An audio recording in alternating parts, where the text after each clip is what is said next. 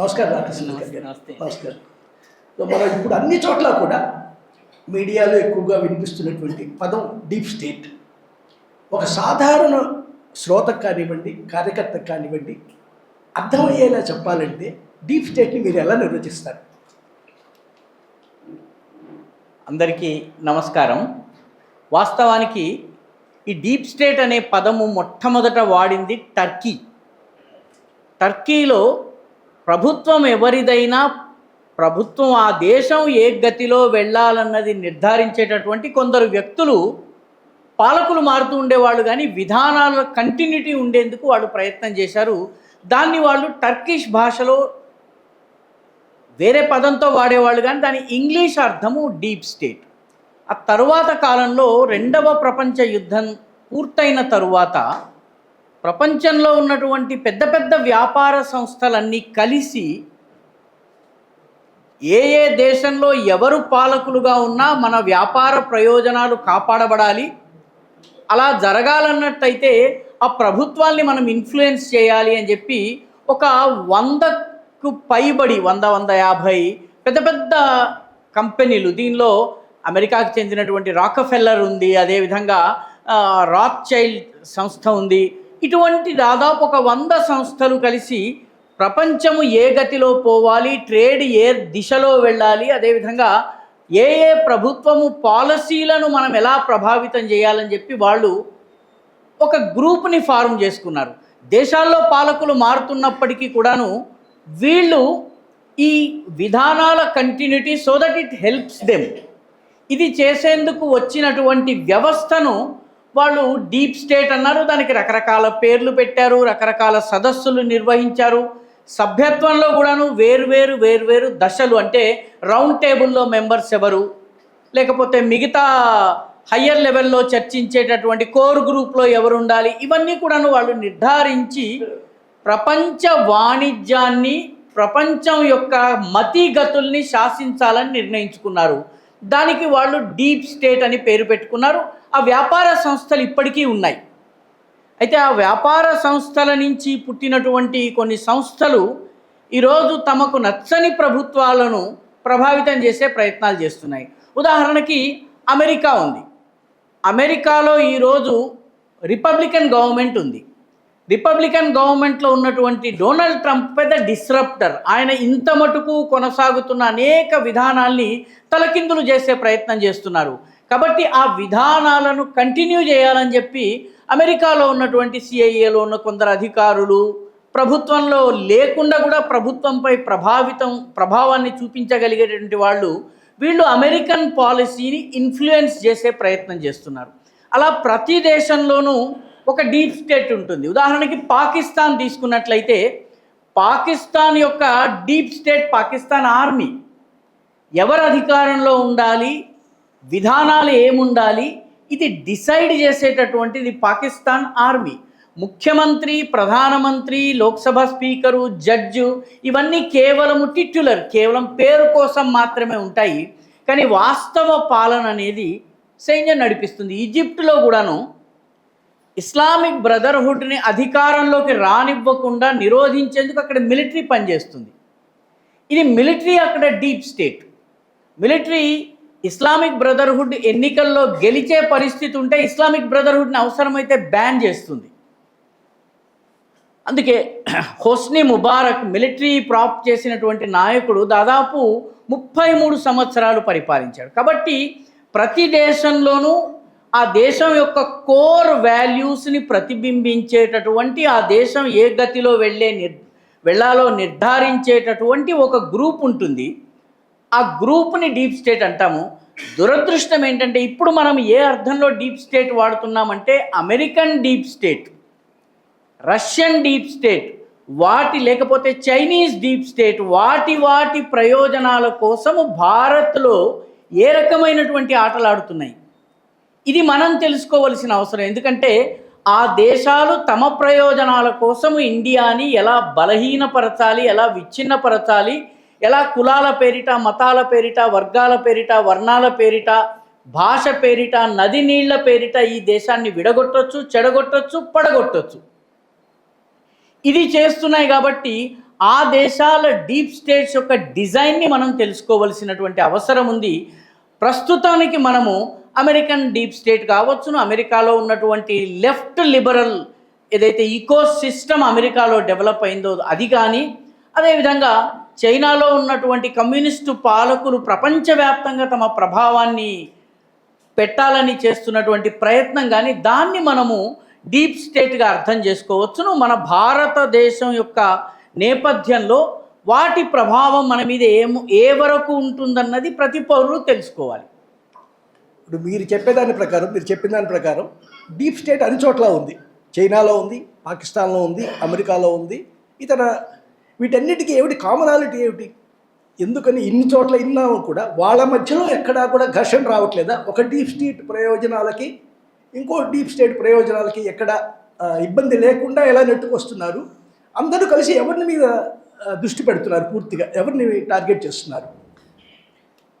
చాలా మంచి ప్రశ్న అండి ఇది. ఎందుకంటే వాస్తవానికి ప్రతి దేశానికి ఆ దేశం యొక్క కోర్ వాల్యూస్ని కాపాడేటటువంటి ఒక వ్యవస్థ ఉండడం అనేది సహజం. నా ప్రయోజనాలు నీ ప్రయోజనాలు క్లాష్ అయ్యే చోట ఏం చేయాలి? చైనీస్ డీప్ స్టేట్ లేకపోతే చైనా ప్రభుత్వం కానీ, చైనా ఆలోచించే విధానం కానీ అమెరికా ఆలోచనకు పూర్తి భిన్నము. అందుకే చైనాకి రష్యాకి మధ్య ఈరోజు ఆధిపత్య పోరు నడుస్తోంది. కానీ వాస్తవానికి డీప్ స్టేట్ మొట్టమొదట వచ్చినప్పుడు యూరప్లోని కార్పొరేట్ సంస్థలు, మల్టీనేషనల్స్, ఆయిల్ ప్రొడక్షన్ చేసేటటువంటి, డ్రగ్ ప్రొడక్షన్ చేసేటటువంటి పెద్ద పెద్ద మ్యానుఫ్యాక్చరింగ్ కంపెనీలన్నీ కలిపి యూరప్ ప్రయోజనాలు, అమెరికా ప్రయోజనాల్ని కాపాడేందుకు వచ్చింది. దాన్ని మనం డీప్ స్టేట్ అంటున్నాం. But China too has a deep state. అది చైనా ప్రయోజనాల్ని కాపాడేందుకు ప్రయత్నం చేస్తుంది. అందుకనే చైనా ఈరోజు ఆగ్నేయాసియాలో తన ప్రభావాన్ని పెంచుకోవాలనుకుంటుంది, భారతదేశాన్ని అదుపులో ఉంచాలని అనుకుంటుంది. ఎందుకంటే ఏ రోజైనా చైనాకి భవిష్యత్తులో యుద్ధం ఎదుర్కోవాలంటే కేవలం 2 దేశాల నుంచే ఎదుర్కోవాలి, ప్రత్యక్ష యుద్ధం. ఒకటి భారత్, ఎందుకంటే భారతదేశానికి దాదాపు 3000 కిలోమీటర్లకు పైబడి సరిహద్దు ఉంది. లడ్డాఖ్ నుంచి మొదలుపెట్టి అరుణాచల్ ప్రదేశ్ దాకా సరిహద్దు ఉంది. రెండవ దేశము వియత్నాం. వియత్నాం చరిత్రను గమనిస్తే 1000 సంవత్సరాలుగా చైనాతో యుద్ధం చేస్తూ వస్తున్నటువంటి దేశం అది. సాంస్కృతికంగా, కల్చరల్గా వాళ్ళ హిస్టరీ కనుక వెళ్తే 1000 years they have been at loggerheads. కాబట్టి చైనా వంటి ఏషియాటిక్ కంట్రీస్కి వాస్తవానికి ఈ డీప్ స్టేట్లో స్థానం లేదు. అమెరికన్ డీప్ స్టేట్ అని దేన్నైతే అంటామో అది America plus Europe plus Anglo Saxon ప్రపంచం. ఆంగ్లో సాక్సన్ ప్రపంచం అంటే ఇంగ్లాండ్, స్కాట్లాండ్, ఐర్లాండ్, ఈ దేశాలన్నీ కలిపి తమ ఉమ్మడి ప్రయోజనాల కోసము వ్యాపార సంస్థలు ఏర్పాటు చేసుకున్నది డీప్ స్టేట్. కానీ ప్రతి ప్రభుత్వానికి, ముఖ్యంగా అమెరికా యావత్ ప్రపంచం మీద ఆధిపత్యాన్ని సాధించాలనుకుంటోంది. కాబట్టి అమెరికా తన ప్రయోజనాలను డీప్ స్టేట్ ప్రయోజనాలుగా చెప్పే ప్రయత్నం చేస్తున్నది. కాబట్టి చైనాకి అమెరికాకి మధ్య కూడా ఘర్షణ వచ్చే అవకాశం ఉంటుంది. ఉదాహరణకి భారతదేశం ఈరోజు అమెరికా చెప్పిన అన్ని మాటల్ని వినడం లేదు. ఎందుకంటే భారతదేశానికి ఒక డీప్ స్టేట్ ఉంది. మనము డీప్ స్టేట్ అన్న పదం వాడము. ఇది భారతీయ ఆత్మ. ఇది 1000 సంవత్సరాల పోరాటం తరువాత కూడా ఏ ఆత్మ అయితే నిలబడిందో ఈ దేశంలో, ఏ సంస్కృతి అయితే కాపాడబడిందో ఆ సంస్కృతి, ఈ దేశపు ఇంగ్లీష్ పదం వాడాలంటే డీప్ స్టేట్, మనము దాన్ని భారతీయ ఆత్మ అంటాము. కాబట్టి మనకి అమెరికాకి మధ్య ప్రయోజనాల వైరుధ్యం వచ్చినప్పుడు మనం అమెరికాతో పోరాడవలసి వస్తుంది. ప్రస్తుతం ఒక రకంగా చెప్పాలంటే సైనిక పోరాటం కాదు కానీ ట్రేడ్ పరమైనటువంటి పోరాటం జరుగుతోంది, గూఢచర్యపరమైనటువంటి పోరాటం జరుగుతోంది, మన నాయకుల్ని ప్రభావితం చేసేటటువంటి ప్రయత్నం కూడా జరుగుతోంది. చాలామందికి విషయం వచ్చింది కాబట్టి ఒక్క నిమిషం మీకు చెప్తాను. 2019 ఎన్నికల్లో మళ్ళీ నరేంద్ర మోదీ గెలవకూడదని చెప్పి ఆంగ్లో సాక్సన్ వరల్డ్ అంటే యూరప్లో ఉన్నటువంటి ఆంగ్లో సాక్సన్ కంట్రీస్, అమెరికా చాలా పెద్ద ప్రయత్నం చేసినాయి. ఎంత ప్రయత్నం చేసినాయంటే ఈ ప్రయత్నంలో భాగంగా అసలు ఇండియాలో ఎలక్షన్స్ని ప్రభావితం చేసే అంశాలు ఏమిటన్నది స్టడీ చేసి పుస్తకాల్ని వెలువరించారు. ఇక్కడ ఎవరైనా పొలిటికల్ సైన్స్ ప్రొఫెసర్లు ఉన్నట్లయితే మిలన్ వైష్ణవ్ అనేటటువంటి ఒక అమెరికన్ ప్రొఫెసర్, భారతీయ మూలానికి చెందినవాడు, ఆయన ఒక పుస్తకం రాశాడు. Role of money in Indian elections ఆయన సరిగ్గా ఎన్నికలకి ఏడాది ముందు తీసుకొచ్చారు. ఎన్నికల్లో డబ్బు ద్వారా ఫలితాన్ని ఎలా ప్రభావితం చేయొచ్చు, ఎందుకంటే they do not want Modi రావద్దు కావచ్చు, కాబట్టి డబ్బు ద్వారా ఏం చేయవచ్చును అన్నది ఆ పుస్తకం యొక్క అధ్యయనము. దాంతోపాటు హిందూ పత్రికలో ఒక రిపోర్ట్, ఒక ఫ్రెంచ్ పొలిటికల్ సైంటిస్టు రెగ్యులర్గా వ్యాసాలు రాసేవారు. హిందూ చదివే వాళ్ళకి ఎడిట్ పేజీకి అపోజిట్ ఉన్నటువంటి ఆప్ ఎడ్ పేజ్ అంటారు, దానిలో క్రిస్టఫర్ జెఫ్రలాట్ అనేటటువంటి వ్యక్తి పేరిట చాలా వ్యాసాలు వచ్చేవి. భారతదేశంలో మోదీని ఎలా ఓడించాలి అన్నటువంటి థీమ్తో ఆయన వ్యాసాలు రాశారు. They try to defeat Modi. 2019లో పెద్ద ఎత్తున ప్రయత్నం చేశారు. కాబట్టి అమెరికన్ డీప్ స్టేట్ భారతీయ ఆత్మను ఓడించేటటువంటి ప్రయత్నం చాలా గట్టిగా చేసింది. 2014లో విజయం సాధించలేకపోయింది. 2024లో పాక్షిక విజయం సాధించింది. అంటే మెజారిటీని తగ్గించగలిగింది, ప్రభుత్వాన్ని తీసుకుని రాలేకపోయింది. కాబట్టి ఈ డీప్ స్టేట్ యొక్క గేమ్స్ని అర్థం చేసుకోవడం చాలా ముఖ్యం. ఇప్పుడు మీరు చెప్పినటువంటి దీంట్లో ఒక చైనా తప్పించి మిగతావన్నీ ప్రజాస్వామిక దేశాలు. అవునండి. మరి ప్రజాస్వామిక దేశాల్లో అధికారం మారుతూ ఉంటుంది కదా, డెమోక్రాట్స్ రావచ్చు, రిపబ్లిక్ అయినా సరే డీప్ స్టేట్ మాత్రం ఎట్లా మారట్లేదు. ఎందుకని ఏమిటి అనే అంశం వాళ్ళు వచ్చినా కూడా ఎందుకు మార్చలేకపోతున్నారు? వాళ్ళకి వీళ్ళకి కామన్గా ఇద్దరికీ కూడా ఉన్న ఇంట్రెస్ట్లు ఏమిటి? ఎందుకని డీప్ స్టేట్ అంత పాతుకుపోయింది? చాలా చక్కటి ప్రశ్న. ఎందుకంటే చాలామందికి వచ్చే ప్రశ్న ఇది. ట్రంప్ వచ్చాడు, ట్రంప్ భారత మిత్రుడు కదా, ట్రంప్ ఎందుకు మనకి వ్యతిరేకంగా పనిచేస్తున్నాడు అన్న ప్రశ్న వస్తుంది. నిజానికి చాలామంది భారతీయులు ట్రంప్ గెలవాలని హోమాలు యజ్ఞాలు కూడా చేశారు. కానీ ట్రంప్ వచ్చిన తర్వాత మన మీద టారిఫ్లు విధించాడు. బైడెన్ ఏ రోజు టారిఫ్ విధించలేదు. బట్ బైడెన్ కన్నా క్రూరమైనటువంటి విధానాల్ని పట్టుదలతోటి ట్రంప్ చేయడానికి కారణం ఏంటంటే అమెరికా యొక్క బృహత్ ప్రయోజనాల్ని కాపాడే గ్రూప్ ఏదైతే ఉందో దాన్ని కాదని అమెరికన్ రాజకీయాలు నడవు. కాబట్టి అక్కడ ఉన్నటువంటి సిఏఏ కావచ్చును, అక్కడ ఉన్నటువంటి పెద్ద పెద్ద కార్పొరేట్ సంస్థలు కావచ్చును, ఈ ఆయుధాల సరఫరా చేసేటటువంటి సంస్థలు కావచ్చును. చాలా చిన్న ఉదాహరణ, కోవిడ్ సమయంలో మన హైదరాబాదులోను పుణేలోను ఆస్ట్రాజెనికా కంపెనీ సహకారంతో పుణేలో మనము వ్యాక్సిన్ని డెవలప్ చేశాము. కృష్ణ ఎల్లా గారు హైదరాబాద్లో వ్యాక్సిన్ని డెవలప్ చేశారు.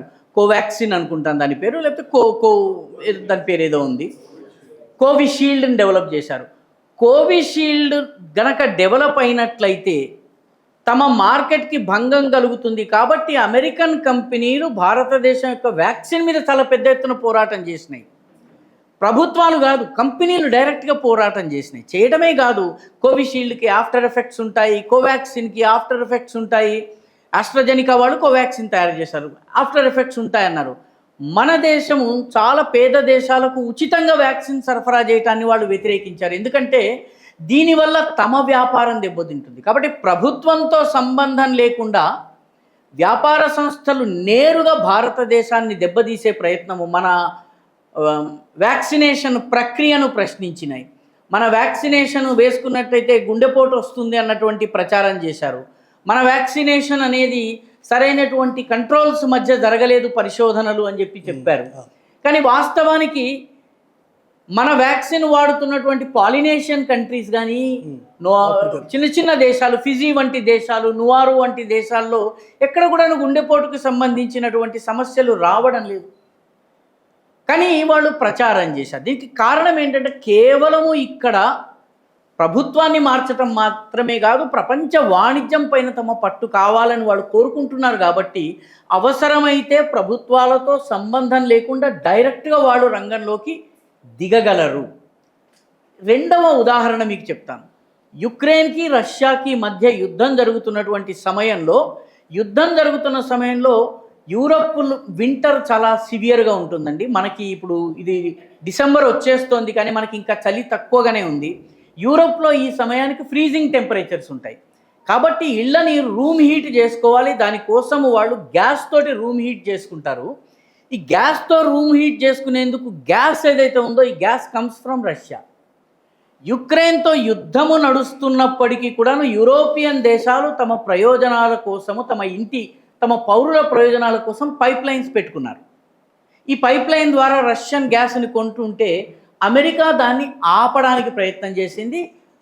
ఆగే సూచనలు లేకపోతే ఆ పైప్ లైన్ని బద్దలు కొట్టింది. Nord pipe line, Nord stream pipe line అని మనము పత్రికల్లో చదువుకుంటాము. అది సముద్రం నుంచి అట్టడుగు నుంచి వచ్చే పైప్ లైన్ని ధ్వంసం చేసేశారు. ఎవరు ధ్వంసం చేశారు ఇప్పటి వరకు తెలియలేదు. పర్యవసానంగా రష్యా నుంచి వచ్చే గ్యాస్ యూరోపియన్ దేశాలకి నిలిచిపోయింది. భారతదేశం గ్యాస్ కొనుగోలు చేసింది. ఆ గ్యాస్ని కొద్దిగా రిఫైన్ చేసి యూరోపియన్ కంట్రీస్కి అమ్ముతోంది. అమెరికా ఇప్పుడు దీన్ని వ్యతిరేకిస్తోంది. అమెరికన్ ప్రభుత్వం వ్యతిరేకిస్తోంది. వాస్తవానికి అమెరికన్ గ్యాస్ కంపెనీస్ ఏవైతే ఉన్నాయో అవి వ్యతిరేకిస్తున్నాయి. వాళ్ళు ఏమంటున్నారు, మీరు భారత్ నుంచి కొనుగోలు చేయొద్దు, భారత్ పైన ఆంక్షలు విధించండి, మీ గ్యాస్ అవసరాల్ని మా దగ్గర నుంచి కొనుగోలు చేయండి, అమెరికా నుంచి కొనుగోలు చేయండి. భారతదేశం మీద ఒత్తిడి తీసుకొచ్చినందుకు భారత్ కూడా ఒక చాలా తక్కువ అమౌంట్ అమెరికా దగ్గర నుంచి కొనుగోలు చేసి పాపం ఆ వ్యాపారిని తృప్తిపరిచే ప్రయత్నం చేసింది. మనము రష్యా నుంచి కొనుగోలు ఆపలేదు, కానీ మా దగ్గర ఎక్కువ ధరకి కొనండి అని చెప్పి అమెరికన్ గ్యాస్ కంపెనీస్ అంటున్నాయి. కాబట్టి గేమ్ అర్థం చేసుకోవాల్సింది ఏంటంటే, ప్రభుత్వాలు కూడా ఈ సంస్థలను కాదని ముందుకు వెళ్ళలేని పరిస్థితి. గ్యాస్ లేదా ఫ్యూయల్ ప్రయోజనాల కోసమే, అమెరికా యొక్క గ్యాస్ కంపెనీల ప్రయోజనాల కోసమే ఇరాక్ యుద్ధం జరిగింది. డిజర్ట్ స్టార్మ్ ఏదైతే జరిగిందో, గల్ఫ్ యుద్ధం జరిగిందో దానికోసం జరిగింది. ఎప్పుడైతే ఇరాన్ తోటి ఒప్పందం కుదిరిందో ఇరాన్ పైన ఆంక్షల్ని తగ్గించారు. ఇప్పుడు ఇరాన్తో ఒప్పందం పెడిసికొట్టింది, ఇరాన్ని నొక్కే ప్రయత్నం చేస్తున్నారు. కాబట్టి వ్యాపారాల ప్రయోజనాలు, అమెరికన్ క్యాపిటలిస్ట్ వ్యాపార ప్రయోజనాల కోసము ప్రభుత్వాలు పనిచేస్తాయి. కాబట్టి పాలకుడు ఎవరైనా కూడాను ఈ మల్టీనేషనల్ గ్రూప్ ఏదైతే దేన్నైతే మనం డీప్ స్టేట్ అంటున్నామో వాళ్ళ ప్రయోజనాల్ని కాపాడక తప్పని పరిస్థితి అమెరికా పాలకుడు. కాబట్టి పాలకులు మారిన విధానాలు మారటం లేదు.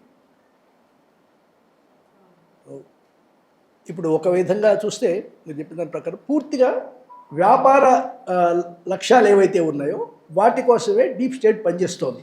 అంటే ఇది డబ్బుకు సంబంధించిన విషయం. ఆ సంపద అంతా కూడా ప్రపంచంలో ఏ మూల ఎక్కడ మార్కెట్ ఉన్నా కూడా ఆ మార్కెట్ మొత్తం అమెరికా కావాలి. సో వాళ్ళ ఉత్పత్తులు ఏవైతే ఉన్నాయో అవి అమ్ముకోవటం కోసం. రెండవది, భారతదేశం ప్రత్యేకంగా టార్గెట్ చేస్తున్నారు అనేటువంటిది. సో ఈ టార్గెట్ అంటే భారతదేశం మీద ప్రత్యేకంగా అమెరికా డీప్ స్టేట్ కానీ ఇతర దేశాల డీప్ స్టేట్స్ కానీ టార్గెట్ చేయటం అనేటువంటిది 2014 తర్వాతే మొదలైందా లేక అంతకుముందు లేదా అనేటువంటిది? 2014కి ముందు కూడా ఉంది. 2014 నుంచి చాలా వేగవంతమైంది. ఎందుకంటే 2014కి ముందు 1975 నుంచి 77 వరకు ఉన్నటువంటి భారతదేశపు సెంట్రల్ క్యాబినెట్లో 40% of the members for CIA agents అని చెప్పి వాళ్ళ యొక్క రహస్య డాక్యుమెంట్స్ బయటపడ్డాయి. అంటే ఇక్కడ సమావేశము జరిగి క్యాబినెట్లో ఒక నిర్ణయం తీసుకున్న మరుక్షణము ఈ 40 మందిలో ఎవరో ఒకళ్ళు దాన్ని అమెరికాకి పంపించేవాళ్ళు. ఇది ఆన్ రికార్డ్, సిఐఏ యొక్క డీక్లాసిఫైడ్ రికార్డ్స్ చెప్తున్నటువంటి మాట. అదేవిధంగా మన మన్మోహన్ సింగ్ ప్రభుత్వం నడుస్తున్నటువంటి సమయంలో కూడాను డిజిన్వెస్ట్మెంట్ కావచ్చును అనేక విధానాల్లో అమెరికాకి ప్రయోజనాలు చేకూర్చేటటువంటి పని జరిగింది. సరిగ్గా అదే సమయానికి చైనా ప్రయోజనాల కోసం కూడా పనిచేశారు. ఈ దేశంలో ఒక రాజకీయ పార్టీ నేరుగా చైనాలో ఉన్నటువంటి కమ్యూనిస్టు పార్టీతో ఒప్పందం చేసుకుంది. 2008 ప్రాంతంలో ఒప్పందం చేసుకున్న తరువాత ఆ పార్టీకి చెందినటువంటి ఒక సీనియర్ నాయకుడి పేరిట ఒక ఫౌండేషన్ని పెడితే ఆ ఫౌండేషన్కి చైనీస్ అంబాసిడర్ $10 మిలియన్ విరాళం ఇచ్చారు. విరాళం ఇచ్చిన తరువాత ఈ చైనా భారతదేశంలో పెట్టుబడులు పెడితే భారతదేశానికి ఏమిటి లాభము అని చెప్పేటటువంటి ఒక రీసెర్చ్ లండన్లో ఉన్నటువంటి చైనా ప్రొఫెసర్ ఒక ఆయన నిర్వహించాడు. కనెక్షన్ అర్థం చేసుకోండి. అప్పుడు అధికారంలో ఉన్నటువంటి రాజకీయ పార్టీ కమ్యూనిస్ట్ పార్టీ మధ్య ఒప్పందం జరుగుతుంది. ఒప్పందం తరువాత ఆ పార్టీకి చెందినటువంటి ఫౌండేషన్కి చైనా రాయబారి నుంచి డబ్బులు వస్తాయి. ఆ డబ్బులు వచ్చిన తరువాత ఇంగ్లాండ్లో ఉన్నటువంటి చైనీస్ ప్రొఫెసర్ భారతదేశంలో చైనీస్ ఇన్వెస్ట్మెంట్ పెడితే భారతదేశానికి ఏమిటి లాభం అని చెప్పేటటువంటి ఒక స్టడీ చేస్తాడు. ఆ స్టడీ ఈరోజు కూడా అందుబాటులో ఉంది. ఆ స్టడీ ప్రకారం దీనివల్ల భారత్కి చాలా లాభం ఉంది అని చెప్పి వాళ్ళు తేల్చారు. దాని తరువాత చైనా పెట్టుబడులు మొదలైనాయి. మన హైవేల నిర్మాణంలో చైనీస్ కంపెనీస్ వచ్చినాయి. మన దేశంలో దీపావళి టపాకాయల దగ్గర నుంచి మొదలుపెట్టి సంక్రాంతి బొమ్మల కొలువు బొమ్మల దాకా చైనా నుంచి దిగుమతి కావడం మొదలైనవి. ఇవన్నీ కూడాను ప్రతి దేశం ఈ రకంగా ప్రయత్నం చేస్తోంది. అయితే 2013 వరకు కూడాను వాళ్ళు ఆలోచించింది ఒకటి, జరిగింది ఒకటి. మనలో చాలామంది పాత తరానికి చెందిన వాళ్ళం ఉన్నాము. మనకి బాగా గుర్తుంటుంది 2002 నుంచి 2013 వరకు నరేంద్ర మోదీకి అమెరికా వీసా ఇవ్వలేదు. వాళ్ళు చెప్పినటువంటి సాక్ ఏంటంటే గుజరాత్ అల్లర్లలో నీ హస్తం ఉంది అని చెప్పి. 2013లో నరేంద్ర మోదీ దాదాపుగా భారతీయ జనతా పార్టీ ప్రధానమంత్రి అభ్యర్థి అవుతాడు, ఆయన గెలిచే అవకాశం ఉందని తెలిసిన మరుక్షణము అమెరికాకి సంబంధించిన అత్యున్నత స్థాయి అధికారి వాళ్ళ యొక్క ఫారిన్ సెక్రటరీ గుజరాత్కు వచ్చి నరేంద్ర మోదీని కలిసి వెళ్తాడు. ఏ దేశం అయితే వీసా నిరాకరించిందో ఆ దేశపు ఫారిన్ సెక్రటరీ వచ్చి నరేంద్ర మోదీని కలిసి వెళ్ళి మాట్లాడతారు. ఎందుకంటే వాళ్ళకి చాలా స్పష్టంగా కనిపిస్తుంది ఈయన ప్రభుత్వం వచ్చే అవకాశం. 2014లో ప్రభుత్వం ఏర్పాటైన తర్వాత వీసా నిబంధనలు ఎక్కడికి పోయినా ఏమిటి తెలియదు, ఎర్రతివాచి ఎందుకు పరిచారు? వాళ్ళ ప్రయోజనాల కోసము ఇంత పెద్ద మార్కెట్ ఉన్న భారతదేశాన్ని వదులుకోలేరు కాబట్టి వాళ్ళు ఇమీడియట్లీ ఈయనని స్వాగతించారు, కావిలించుకున్నారు, మై గుడ్ ఫ్రెండ్ అన్నారు, ఇంకొకటి అన్నారు. అయితే ఇటువైపు ఉన్న వ్యక్తికి కూడాను మై గుడ్ ఫ్రెండ్ అంటే దాని అర్థం ఏమిటి తెలుసు కాబట్టి ఆయన కౌగిలించుకున్నాడు. తను చేయాల్సింది దేశం కోసం ఏం చేయాలో అది చేశారు. పర్యవసానంగా 2013కి ముందు కూడా ఉన్నాయి, 2014కి ముందు కూడా ఉన్నాయి. కానీ 2014 తర్వాత ఎప్పుడైతే ఇక్కడి ప్రభుత్వం యొక్క పనితీరు వాళ్ళకి అర్థమైందో దీన్ని బలహీనపరిచేటటువంటి ప్రయత్నం జరిగింది. ప్రయత్నం కూడా 3-4 రకాలుగా జరిగింది. ఉదాహరణకి ఒక దీర్ఘకాలికమైనటువంటి ప్లాన్ ఉంది. మోదీతో సంబంధం లేకుండా 1950 ప్రాంతం నుంచే, అది 50-51 ప్రాంతం నుంచే జరిగింది. అది లాంగ్ టర్మ్ యోజన, దాని గురించి మనం తర్వాత మాట్లాడుకుందాం. షార్ట్ టర్ము స్వచ్ఛంద సంస్థలను ఉపయోగించి స్వచ్ఛంద సంస్థల ద్వారా ఈ దేశంలో అరాచకాన్ని సృష్టించే ప్రయత్నం చేశారు. మనలో చాలామందికి గుర్తుంటుంది, విదేశీ నిధులు వచ్చేటటువంటి స్వచ్ఛంద సంస్థలు 16,600 ఈ దేశంలో ఉన్నాయి. చిన్న పెద్ద రిజిస్టర్డ్ అన్రిజిస్టర్డ్ స్వచ్ఛంద సంస్థలు దాదాపు 1,00,000కి పైబడి ఉన్నాయి. కానీ విదేశీ నిధులు డైరెక్ట్గా వచ్చేటటువంటివి మీకు దాదాపు ఒక 16,600 ఉన్నాయి. మోదీ ప్రభుత్వము వాళ్ళు భారతదేశానికి లెక్కలు చెప్పి తీరాల్సిందే అంది. భారతదేశానికి లెక్కలు చెప్పనటువంటి దాదాపు 10,000 సంస్థల్ని మూసేసింది. వాటికి విదేశీ నిధులు రాకుండా, సంస్థలు మూతపడలేదు కానీ విదేశీ నిధులు రావడం ఆగిపోయింది. దీనిలో ఒక సంస్థ ఇన్స్టిట్యూట్ ఫర్ పాలసీ రీసెర్చ్, అది స్వచ్ఛంద సంస్థ కాదు కానీ దానికి విదేశీ నిధులు వస్తాయి. ఇన్స్టిట్యూట్ ఫర్ పాలసీ రీసెర్చ్ ఏం చేస్తుంది, ఈ దేశంలో విధానాలు ఎలా ఉండాలి అన్నది ప్రభుత్వానికి సలహాలు ఇస్తుంది. అంటే ప్రభుత్వం యొక్క విధానాలను ఇన్ఫ్లుయెన్స్ చేసేటటువంటి సంస్థకు విదేశీ నిధులు వస్తాయి.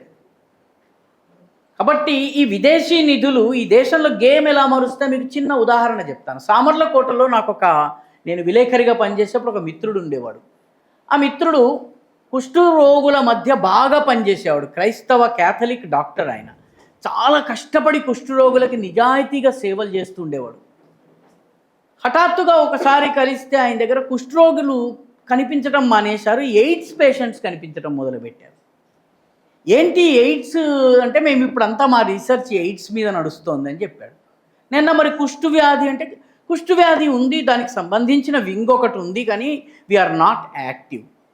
మరి మీరు ఇప్పుడు ఏం చేస్తున్నారంటే, మేము వీఆర్ వర్కింగ్ ఆన్ ఎయిడ్స్ వ్యాధిగ్రస్తులు, ఇదిగో వీళ్ళ కోసం పనిచేస్తున్నాము, అది ఇది దానికి మొత్తం ఎలాగా కండోమ్ని ఎలా ధరించాలి ఏమిటి అవన్నీ స్కూళ్ళకి వెళ్ళి చెప్తున్నాం, ఇదంతా చెప్పడం మొదలుపెట్టాడు. నేను అన్నాను, why did you shift from leprosy to AIDS in the first place అని అడిగితే ఆయన అన్నాడు, Rajahmundry is the AIDS capital of India అంటాడు. అంటే do you have any statistics to support your claim? లేదు.